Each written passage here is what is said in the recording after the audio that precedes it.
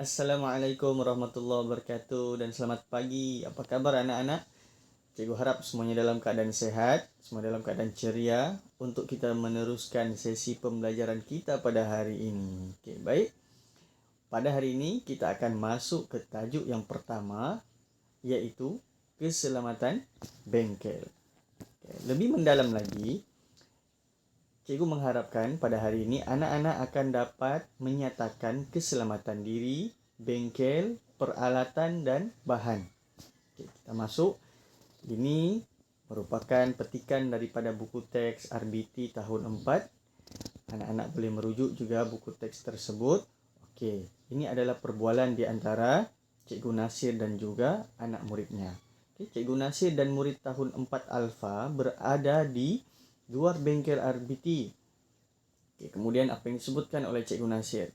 Murid-murid, hari ini kita akan masuk ke dalam bengkel reka bentuk dan teknologi. Sebelum masuk, letakkan dan susun beg kamu di sana. Kemudian, seorang murid, yang perempuan ini, bertanya kepada Cikgu Nasir, mengapakah kita perlu meninggalkan beg di luar bengkel, Cikgu? Okey, kemudian dijawab oleh Cikgu Nasir, beg akan menghalang laluan dan ruang kerja akan menjadi sempit. Okey. Kemudian seorang lagi murid bertanya, Cikgu, apakah yang akan kita lakukan di dalam bengkel ini? Cikgu Nasir pun menjawab, banyak aktiviti yang dapat kamu lakukan di sini.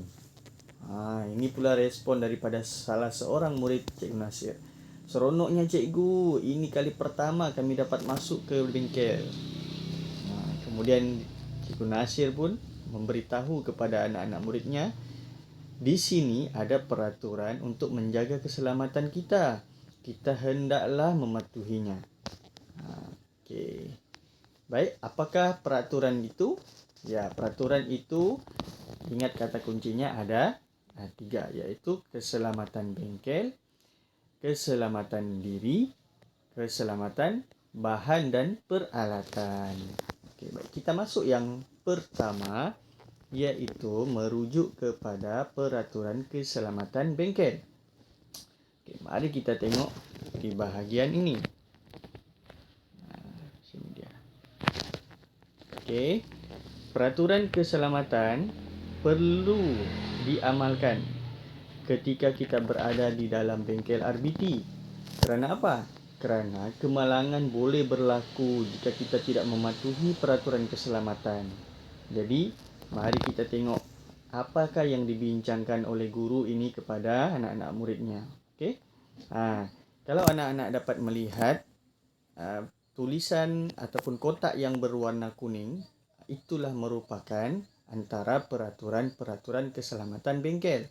Semuanya ada diringkaskan dalam menjadi 6 perkara. Pertama, cuba kita lihat yang pertama ini.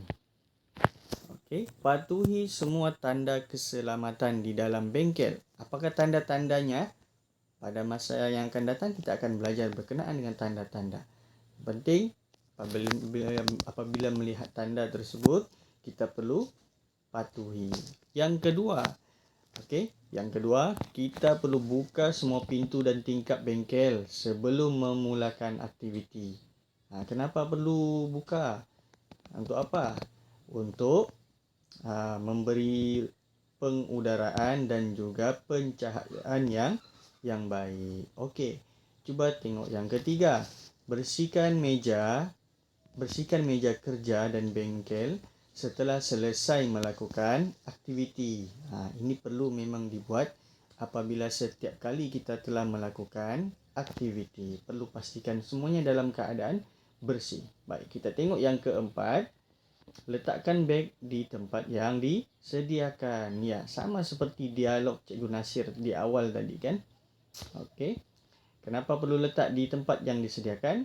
Sebab supaya dia tidak menghalang laluan dan mengelakkan ruang kerja menjadi sempit.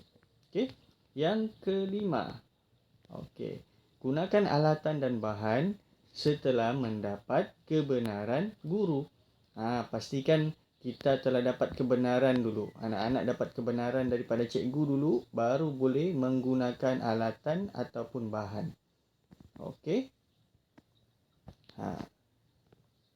Seterusnya, patuhi arahan dan patuhi arahan dan makluman daripada guru sebelum masuk ke dalam bengkel. Okey, kena patuh kepada arahan.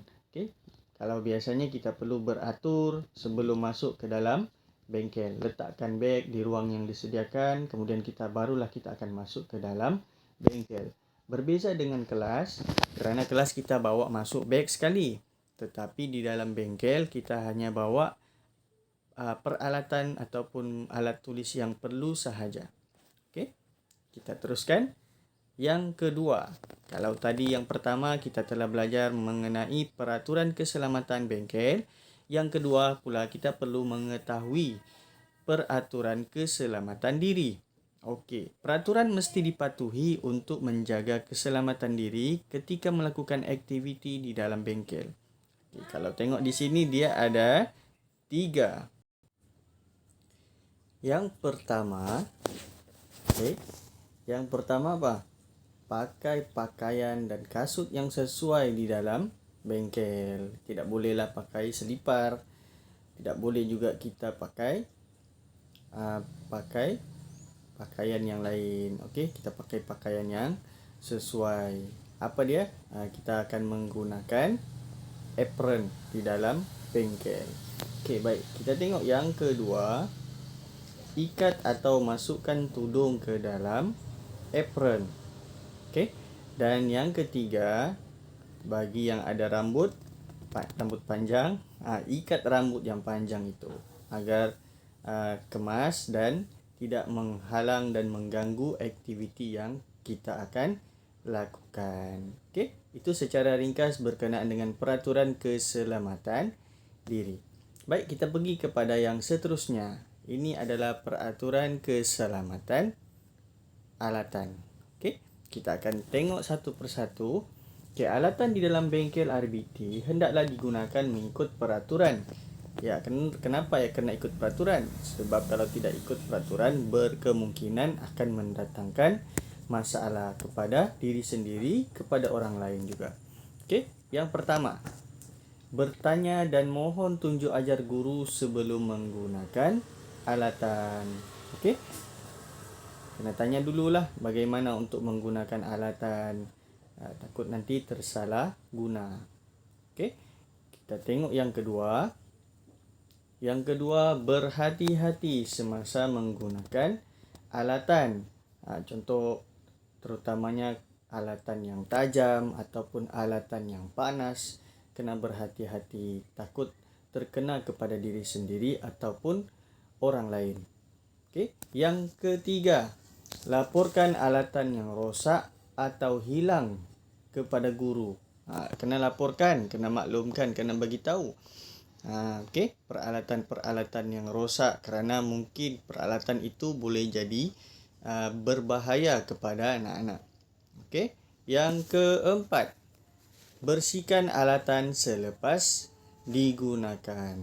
Okey, selepas bersihkan, perlu simpan alatan di tempatnya semula setelah digunakan.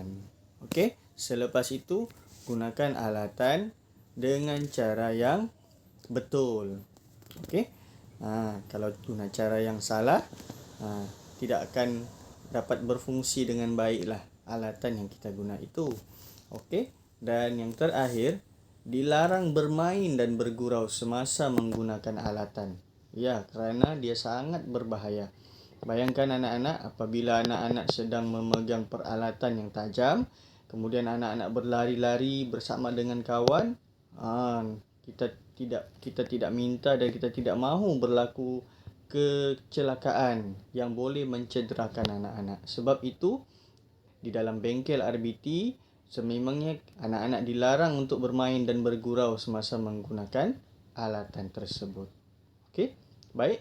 Jadi, setelah kita berkenalan dengan peraturan-peraturan tersebut. Kalau ingat yang pertama tadi berkenaan dengan peraturan keselamatan bengkel, yang kedua keselamatan diri, dan yang ketiga peraturan keselamatan alatan dan bahan. Seterusnya nanti kita akan sambung pada masa-masa yang akan datang. Untuk pembelajaran hari ini itu saja. Sekian. Terima kasih. Assalamualaikum warahmatullahi wabarakatuh.